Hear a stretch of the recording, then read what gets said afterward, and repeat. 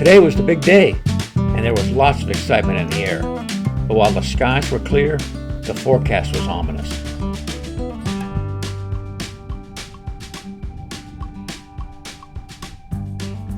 Well, good morning, son. Today is your day to not shine.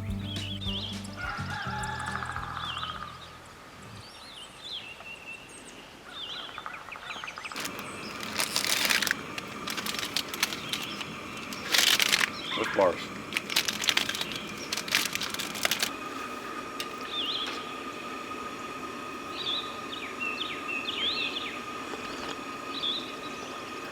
That warms up the inside. I mean, that was, I mean, you can see where fingers went all the time, you know. So where'd you find these at? These came from the Fush River. Which you said is real close by here. Huh? In Yell County. The Fush River. A lot of Indian. We did not find these ourselves personally, but that's exactly where they came from. Someone else did. Someone was working on this and then they messed up. Yeah, it broke. Maybe it broke later on. We're from Oklahoma State University. We're all from the OSU chapter of the SACNAS, Society for the Advancement of Chicanos and Native Americans in Science. And what we have here is a telescope that was given to us by the Southwest Research Institute, the University of Colorado. And it's for a citizen science project. None of us are astronomers. We're scientists, different types of scientists, all of us. So we have psychologists, we have chemists, physicists. Okay, back on track. I'm sorry. Yeah.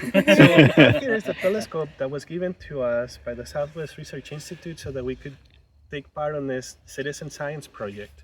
And what we're gonna be doing is that we're gonna have the telescope looking at totality. And this little camera right here is what's special about the telescope. And because it has different polarizations, it's gonna be able to look at the light coming from the sun, from the corona, and capture the polarization. Then with the computer, it's gonna do some analysis of that polarization data. And it's gonna tell us more or less what the magnetic field is doing during the total eclipse. Nice. So, and there's multiple stations set up. And there's multiple stations, so we're one of 36, I believe. We're site 11. And they're going from Eagle Pass all the way to Maine. And because of that, our 4 minutes that we have totality, and the 4 minutes that each of them more or less has totality, we're gonna have almost a 1 hour movie as the eclipse, the totality moves across the United States. That's awesome. You're not doing that with a trailer. They're talking about black bear. I agree. It would be really hard. There's quite a possibility that might have to high lift up the back end and push the trailer. Yeah. But I still, Now, like I said, nothing's impossible, but that would be darn close. yeah. I wouldn't do it because I think it's actually illegal to do. It probably is, because you can only go one way. Yep. Except once a Hold on, year, I'm and they talking. let people come up the other way.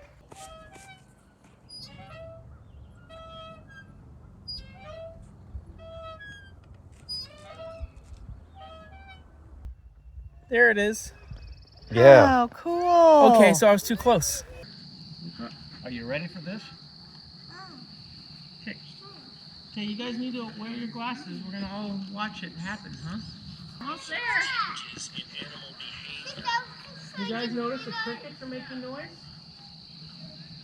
You hear the cricket? They do that at night, not during the day. Apparently the hens go into their roost.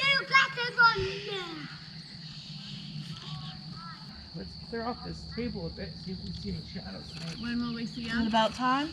In a few minutes, yeah. Wow, it's really getting small. Yep. We're getting close to the totality now. Just don't take your glasses off before you stop looking at it. Wow, look at that, guys. 4 minutes, and it's going to be completely gone. The How sun long of will be darkness completely do we have? covered. It'll be nighttime. How long will we 4 minutes. 4 minutes. 4 minutes? A little over. The sun's almost gone. It's gonna be dark. It is getting dark. Wow, look at that, guys. Should we get the fire going? Yeah. It's getting cold. 60 seconds. Yes. Oh my god. Oh, I can see him. You can see him? Yeah. Where? It's like a little fluttery. Like I do see it. That is so cool. It's dark. You can't see it in a camera. Oh, I got it. You did? Guys, I can see it on the screen. Hey, what's this over here? Is that Venus? It does look like a planet. I'm pretty sure that's Venus over there. You can see a planet. You can see a planet you normally can't see because it's too close to the moon. It's a planet. Oh my god. Guys, look at that. Diamond ring. That's the diamond ring right there, guys. Guys. Oh my gosh. Wow, look at it. Hey, Up in the sky. Guys, look at it. Look at the sun. Look at it. oh my gosh. That is the eclipse. And then all your classmates are stuck in Washington while you're here watching You can this see happen. prominences. Yeah. Guys, well, hold on. Listen, normally the sunset is only in one direction. Look all the way around in the sunset wherever you look. It's cute. Not just on one side of the sun. That is so cool. Can you see it? Wow, that is a really cool one.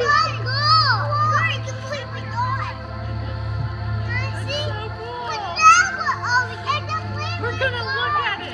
And all the butts are coming out, guys. Isn't that great? Oh no, yeah, you have to move the camera. Do you want to take a picture? I do want to take a picture. Okay. But right now I want to take a picture. Anybody see the comet? There's a little star back there. That's a plane. That's the drone. Oh, that's the drone. They're not affecting anything.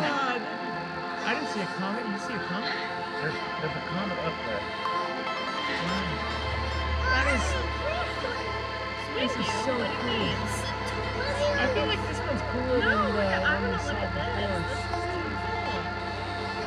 Don't break your glasses again. Stop. You're gonna need them to look when the moon comes off the sun. You need them to look again. It's so cool. It's such a weird thing to see that like disc covering up the sun. Oh look, it looks like the diamond. It might be coming off here soon, Mark.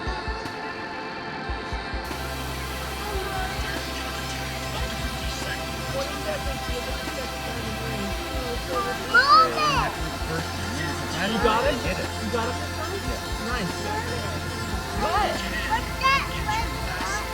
Guys, be ready. You're gonna need your glasses.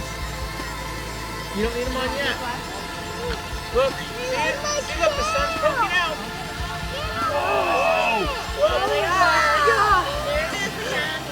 Wear your glasses. Don't look at it without glasses. Put your glasses on. If you're looking at it, put your glasses on.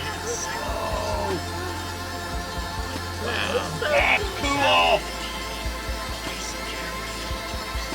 Oh yeah, make sure you have your camera equipment on. Wow. Wow. Look at the light, guys. Look at the light around us. Good job. Oh, Shadow Man.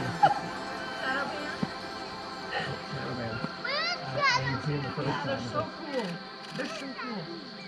Wow. You see that? Wow. Pretty amazing, huh? Wow. In 1982, Annie Dillard wrote in The Atlantic, "Seeing a partial eclipse bears the same relation to seeing a total eclipse as kissing a man does to marrying him. I'd say if you've seen a 99% partial eclipse, you've had 1% of the experience." It's hard not to be. That afternoon, Jack and family would depart to visit with their relatives in Missouri. Meanwhile, Alex would tell me a little bit about his trailer, and then we'd relax as we waited for the incoming weather, which fortunately had delayed its arrival until well after dark. After rocking a rooftop tent for over a decade, my wife and I decided that it was time to upgrade to the Conquer UEV 440 travel trailer. We chose this trailer for a multitude of features such as its 2 large beds, its off-road ability, as well as its positive pressure system for when trails get dusty. For when it gets too hot or too cold, it also has a heat pump, which allows us to keep the internal temperature nice and comfortable. To help things at the campsite, it does include airbag suspension, which allows leveling left or right, a nicely sized kitchen and pantry, And we added an Overland Vehicle Systems 270-degree awning, which allows us to get from the living area to the kitchen without getting wet if it's raining. We also added 200 amp hours of lithium-ion batteries to power lighting, entertainment, and medical devices at night.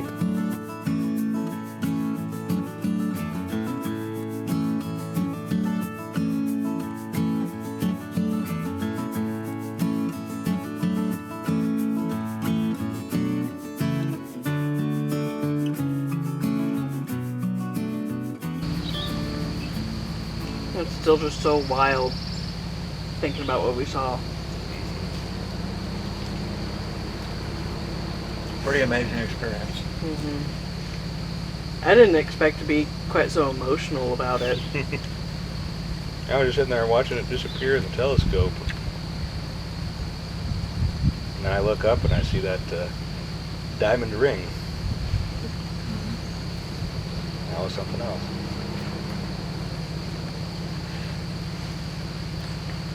Yeah, the annular has nothing on this. Man, I'm sure disappointed with this weather though. This thunder and lightning and Very, very frightening. yeah.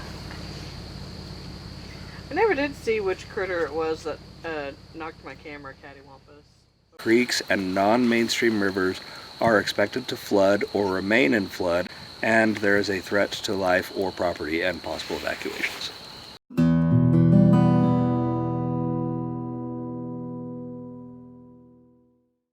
Man, oh man, oh man. It has been raining all night. Pouring like this. It is just absolutely horrible. Ooh-wee.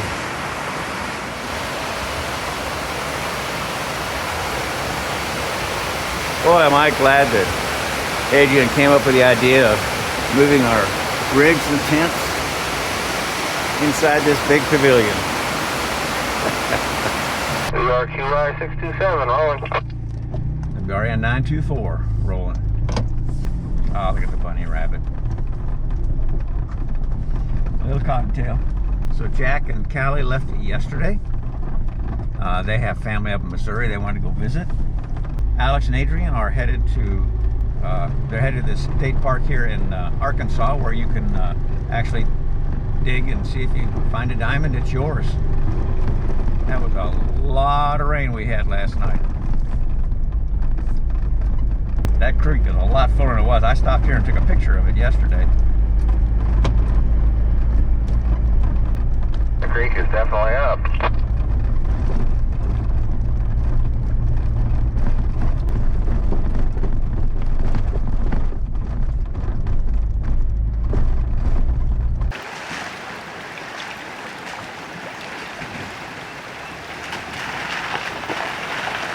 Once out of the main highway, Alex and I would go our separate ways.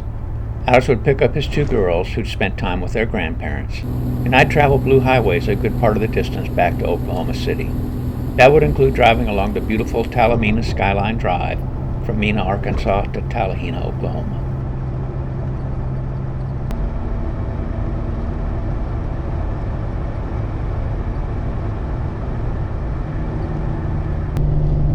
You may have heard of the K Trail in Oklahoma, the best part of which is closed to the public now. So this is essentially a paved version of the original K Trail.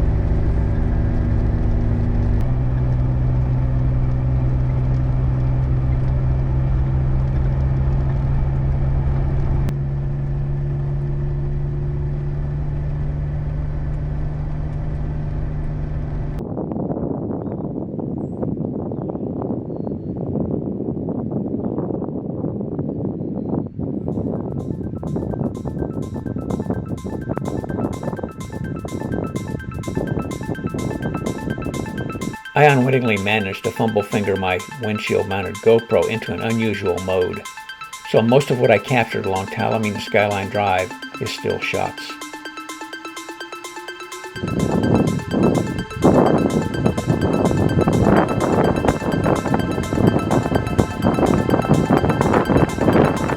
Right now it's a mountain that runs parallel to the mountain that I'm driving down. along the top of that used to be the old K Trail. I say old because most of its best parts are closed now.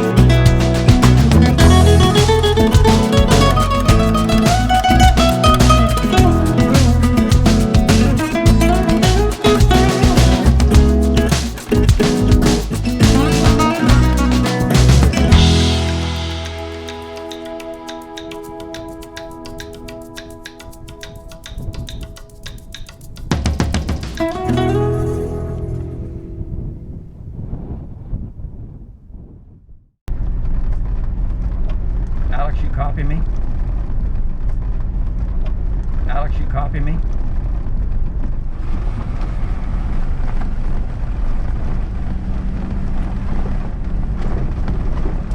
I'm up on 17, are you? Yeah, I've been trying to talk to you. You haven't been answering.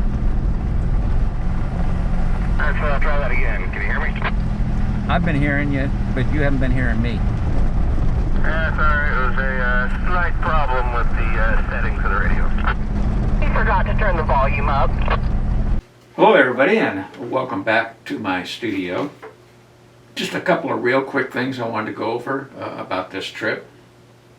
And first thing I want to say is that thank you saw at the end for the Begg's Family Farm.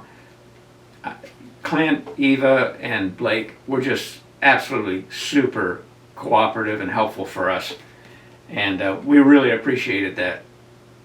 And we're a little bit disappointed for them because they had some hopes, I'm sure, that they would have had a better response to that. And to tell you the truth, I was surprised that compared to Oregon, I mean, there were literally thousands of people. The crowd started rushing in about 3:30, 4 o'clock in the morning. And I think, if I remember right, Tad had been counting. He said there were 250 cars an hour he counted. And it was crazy. Traffic was backed up once the solar eclipse ended. People trying to get back home. It was just nuts. It was nothing like that there. We had absolutely no clue that there was hardly any other people around. There were some family and friends that came out to visit with Eva and Clint and Blake. And then the half dozen or so other individuals out there, and the only one we actually met was Gene. And you don't see him in the video. He preferred it that way, but he didn't mind his voice being heard. And he was kind of an interesting fellow. It was a lot of fun to have around. The other thing I want to talk about is at the beginning of the video, where I started that artesian fountain. That is located literally in Sulphur, Oklahoma, that got hit by tornadoes a few days ago. And I looked at some drone footage of the damage, and you can see literally right across the street from the damaged buildings, and they're severely damaged, is the fountain. So my heart goes out to the people of Sulphur. They suffered a really horrible event in their lives there. The next thing I want to talk about is Yellow Bridge. I mentioned Yellow Bridge. I don't cross Yellow Bridge. Yellow Bridge is along Route 66, and it's west of Oklahoma City. And it's right off I-40, only about maybe a mile or two off of I-40. So if you get a chance to cross it, it really is a cool bridge. And I mentioned it because I said, yeah, they were gonna paint it green, and who paints Yellow Bridge green? Everybody here calls it Yellow Bridge. I think officially it has a name, William H. Murray Bridge or something like that. I have no idea who William H. Murray is, but I know what Yellow Bridge is because that's what everybody calls it. And I've crossed it a number of different times. It is the longest bridge on Route 66. It's 4,000 feet long. And it's been under reconstruction for the last 2 years. It's supposed to open, it may even be open today. It's supposed to open in April or May, and here it is in early May. I checked some on the internet, and all I can find is some articles dated a few months ago saying it's supposed to open in April or May, but no article saying, hey, it's open, let's go cross it. I expect there'll be some pretty big celebrations. The main feature of the bridge are the trusses that are along both sides, and they're painted yellow. And the articles I've read from Route 66 fans say there's 76 trusses there, but the article I read saying that they're opening the bridge in April, May says they're installing 70 truss panels that weigh 20,000 pounds apiece. And so I'm not sure if they had to remove 6 truss panels. Perhaps there were 6 that were beyond restorable or something, because these are the original truss panels. They've cleaned them up, they've painted them, and they're going to put them back. And I love that because it reflects the fact that we have a bridge there that's really a neat bridge and a lot of history behind it. The Carpenter's Bluff Bridge that I also visited there, I was there a few months ago, and it had concrete blockades to the entrances at both sides. Well, those had been moved. They were there, but somebody had just pulled them to the side. So I suspect that that's officially the bridge is closed. However, people are crossing it. If you want to see crossing that bridge, if you look at my SEEX video, SE-EX video, when I went to visit my granddaughter for her graduation from college in Georgia. I drove across that bridge. I made the trip out an adventure. I like to make adventures of my trips instead of just drive interstates. And you can see that there on that video.